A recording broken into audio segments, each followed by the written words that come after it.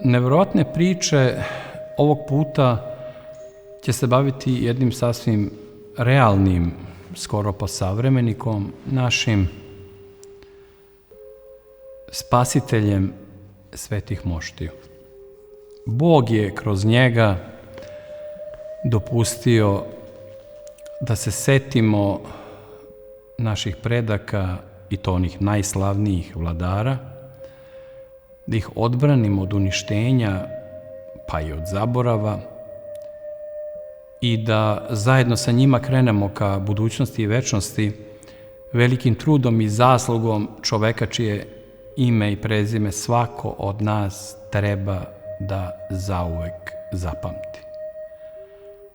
Ne možemo mi da znamo za James Bonda, za Davida Beckhama, za Džingis Kana, za Jacka Trboseka ili Oprah Winfrey, a da ne znamo za Radoslava Grujića. I to ne samo stanovnici one njegove ulice na Vračaru, što prolazi kraj policijske stanice i pozorištanca Puž, to je bila nekadašnja ulica Božidara Adžije, jednog komunističkog funkcionera, a sada je dobila časno ime velikog Srbina i rodoljuba, učenog profesora, erudite Radoslava Grujića. On bi bio ono što bi Beogradski sindikat nazvao diskretni heroj, dugo zaboravljen i naravno neizbežno kažnjen kao narodni neprijatelj. Kao da neka stigma, neki usud prati sve one koji se po svaku cenu u najtežim okolnostima bore za interese srpskog naroda i onda bivaju proganjani od predstavnika tog istog naroda, proglašavani za narodne neprijatelje, izdajnike, saradnike okupatora ili kako već sve ne. Zastrašujuće. Znači, dvostruki udar, s jedne strane udar fizičke opasnosti, a onda nakon toga i udar na ime i čast oni koji su zaslužili spomenike i palate i ordenje, a ne omrazu u sopstvenom narodu. Ali, bilo kako bilo, on, kao i svi njemu slični, nije razmišljao o svemu tome šta ga čeka, onda kada se obratio nemačkim oficirima u Drugom svetskom ratu i krenuo u zavetnu misiju da bi sve uspeo, ali apsolutno u zadnji čas, u minut pre uništenja svetih moštiju bačenih psima od strane srbomrziteljskih Hrvata. Kao kod Hitchcocka, napeto. I on kao oruđe promisli. Pa prvo da kažemo par reči o njemu. Rođen je u Zemunu, završio je bogosloviju u Sremskim Karlovcima, studirao je pravo u Beču i filozofiju u Zagrebu. Tokom Prvog svetskog rata bio je hapšen, kao i mnogi Srbi u Hrvatskoj, kao veleizdajnik Austro-Ugarske monarhije. Pošto je doktorirao, radio je kao profesor u Beogradu, a onda je otišao da bude dekan Filozofskog fakulteta u Skoplju, gde je predavao nacionalnu istoriju u Kraljevini Jugoslaviji, da bi kasnije postao profesor istorije Srpske pravoslavne crkve na Bogoslovskom fakultetu u Beogradu i dopisni član Srpske kraljevske akademije. Sve to samo uvod i okvir onoga što je suština, a prvi deo to je suštine trenutak kada je on pronašao srednjovekovni dokument, takozvanu Hrisovolju, preko koje je otkrio mesto grobnice cara Dušana. U ostacima njegove zadužbine, manastira Svetih Arhangela, nedaleko od Prizrena, i 1927. godine profesor Grujić je pronašao Dušanov grob sa ispreturanim kostima u jugozapadnom delu razorenog dela crkve. Kada sam radio pre 35 godina, recimo, moje filmove o srednjovekovnim manastirima na Kosovu i Metohiji, između ostalog, sam snimao i ostatke Svetih Arhangela, kraj Prizrena, kraj Bistrice, i tamo sam stajao ispred mesta, ispred ploče pod kojom je vekovima nepoznati skriven od naših očiju stajao car Dušan.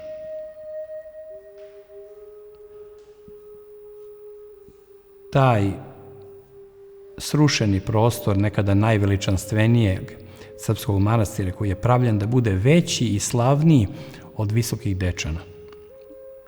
Stefan Dečanski je podigao kao ktitor Visoke Dečane, a car Dušan nakon toga sa iskustvom svih tih gradnji je hteo da napravi najlepši manastir od svih srpskih, ali su sveti arhangeli završili u džamiji Prizrenskoj.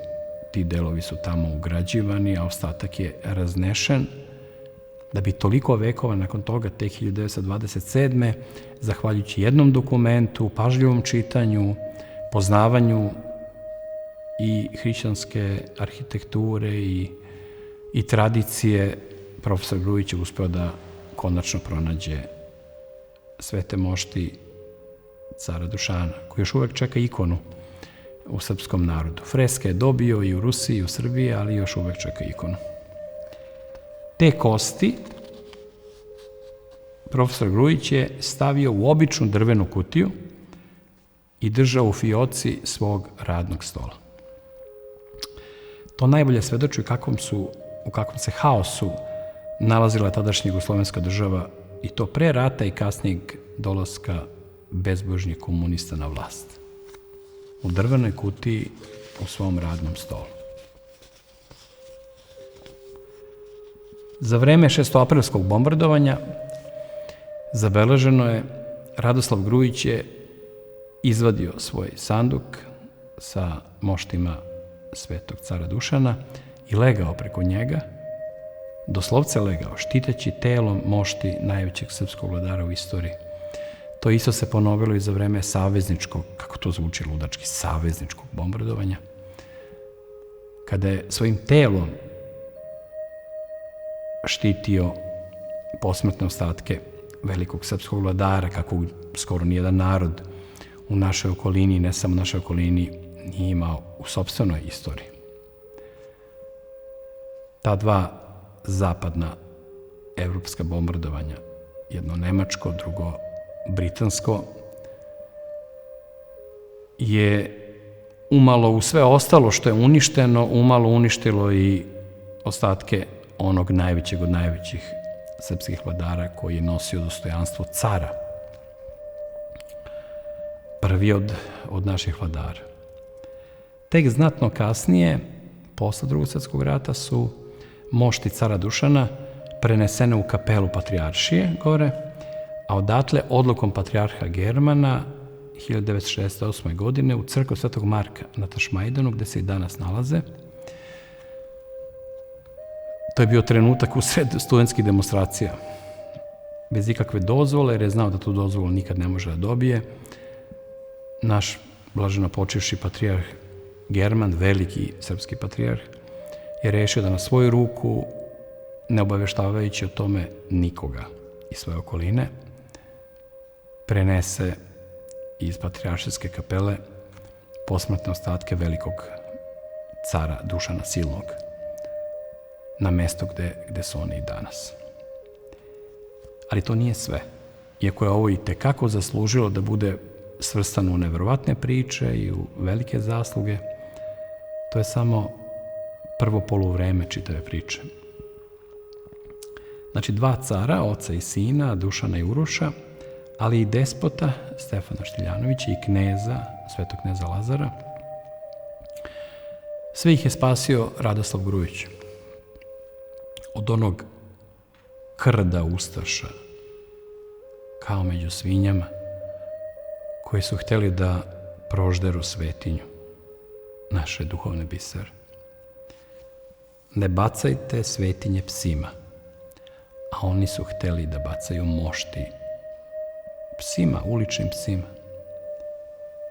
da bi u stvari pokazalo se oni bili ti psi pomenuti u Bibliji. Naime, tokom Drugog svjetskog rata Radoslav Grujić je bio zabavljen zbrinjavanjem srpskih izbeglica iz pakla nezavisne države Hrvatske, ali i prikupljanjem dokumenata danas tako važnih nama o strašnom stradanju Srba od strane hrvatskih i muslimanskih zlikovaca. Tom prilikom je usvojio jednu devojčicu srpsku bez roditelja o kojoj je brinuo do kraja života. I u aprilu 1942. Bog nas je sve pogledao. Grujić je saznao da su ustaše krenule u uništavanje moštiju srpskih svetitelja koje su se nalazile u manastirima na tada njihovoj okupiranoj njihovoj teritoriji. Saznavši za to, znao je da nema puno vremena za čekanje i on je preko ličnog poznanstva upao u kancelariju svog poznanika po funkciji ratnog savjetnika pri Nemačkom upravnom štabu za Srbiju, u kancelariju barona majora Johana Albrehta von Rajsvica, ne bi bilo loše zapamtiti njegovo ime, da mu pomogne u spašavanju oskrnavljenih moštiju cara Uroša u manastiru Jazak, kneza Lazara koji je premešten iz Vrdnika u Bešenovo i despota Stefana Štiljanovića iz Šišatovca. I da ih spasi i premesti u Beograd, sklanjajući ih od mržnje i besa ustaških vlasti. Von Rajsvic je odmah razumeo o čemu je reč, organizovao je nemačku ekspediciju sa sve nemačkim oficirima i ta ekspedicija je krenula u spašavanje srpskih duhovnih svetinja. Eto, ako već razmišljamo o unutrašnjem i spoljnom neprijatelju, jednog jasnog dokaza da pokaže ko je gori. Ko je gori? Ko je mnogo gori od te dve grupe? Svi kivoti su bili već otvoreni, nakiti skupocene srednjovekovne odežde su bile pokradene, a kosti srpskih svetitelja razbacane. Sakupljene, stavljene u drvene sanduke pod kontrolom Nemaca koji su bili spremni da pucaju na hrvatske ustaše ukoliko bi se oni suprotstavili. Oni su, šta će, pristali na to, Nemci su im bili gospodari, režeći su se povukli, a te mošti su prebačene, pošto je bilo već kasno tog dana, te noći u crkvu u Rumi. I čitave noći su Srbi iz okolnih krajeva dolazili pred tu crkvu i molili se za spas Srbije pred moštima svojih svetitelja.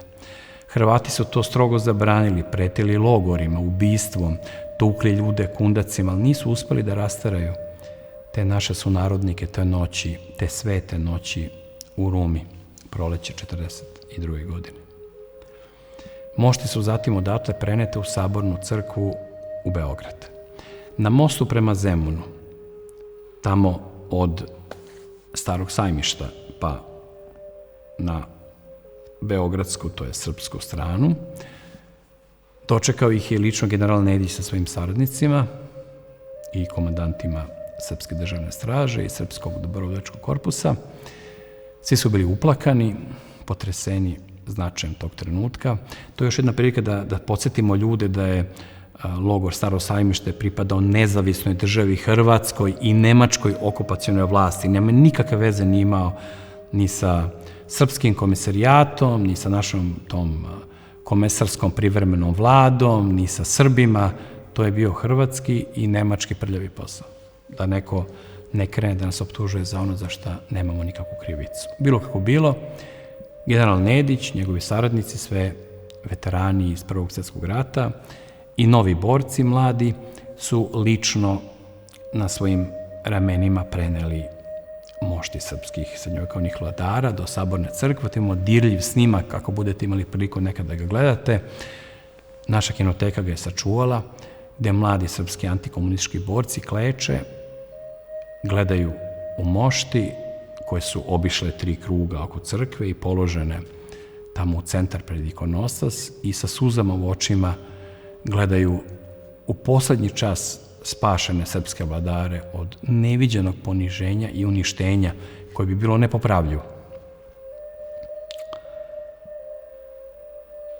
Bilo je šta je bilo. Mošti su ostali u Sabornoj crkvi. Mošti kneza Lazara i mošti Svetog cara Uroša su vraćene.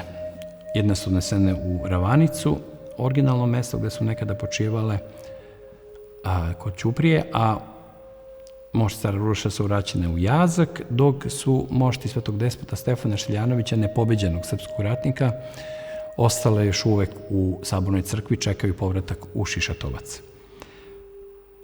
Srećom, baron von Rajsvic je preživeo rat i zatim do kraja života radio kao profesor istorije u Minhenu, a svom sinu je dao srpsko ime Dušan.